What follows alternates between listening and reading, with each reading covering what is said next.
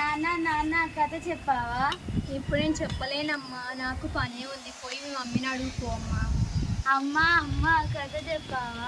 నేను చెప్పలేను నాన్న, ఇప్పుడు నాకు వంట చేసేది ఉంది. వెళ్ళి మీ నాన్నని అడుగు. నాన్న అమ్మకు పని ఉందంటే నాన్న నువ్వే చెప్పు. నాకు కూడా పనే ఉందమ్మా, పోయి నానమ్మని అడుగుపో. నానమ్మ నానమ్మ కథ చెప్పావా? పదమ్మా, మనం పెరట్లోకి వెళ్ళి చెప్పుకుందాం.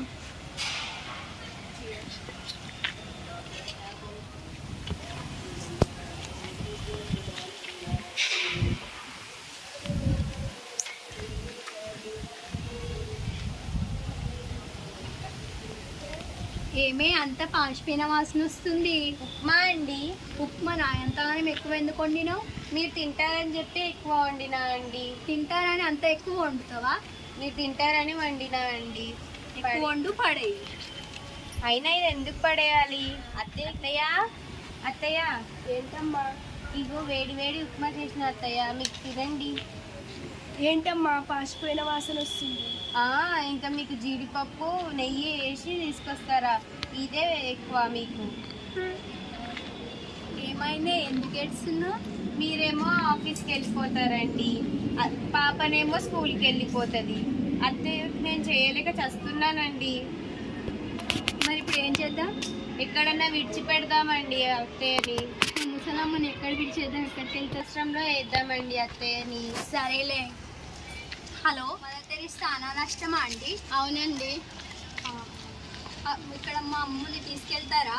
కుటుంబ వాళ్ళని తీసుకోమంటారు, ఉన్న వాళ్ళనే తీసుకుంటారు. సరే, కుటుంబం ఉన్న వాళ్ళని తీసుకోరంట, అనాథ ఉన్న వాళ్ళని తీసుకొచ్చారంట. కుటుంబం అని ఎందుకు చెప్పారండి? అనాథ అని చెప్పండి.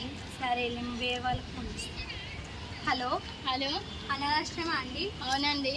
ఇక్కడ ముసలం ఉంది, అనాథాశ్రమం తీసుకెళ్తారా? తీసుకెళ్తామండి. తీసుకెళ్తారంట. నీకెందుకు, వెళ్ళు. నిన్ను అడగట్లే నాన్న, చెప్పు నాన్న.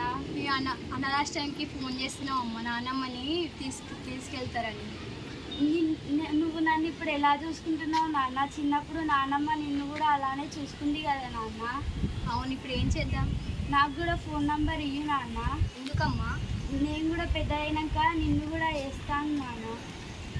అమ్మో, ఇప్పుడే మమ్మల్ని చూసినావా? అత్తమ్మని వేద్దాం, మా అమ్మని వేద్దాం అనుకుంటే మనని కూడా పెద్ద అయినాక మనని కూడా వేస్తాడంట. అవునండి, అత్తయ్యని మనం వెయ్యొద్దండి, మనం ప్రేమగా చూసుకుందాం అత్తయ్యని. ఇదే కదా కనువిప్పు అంటే.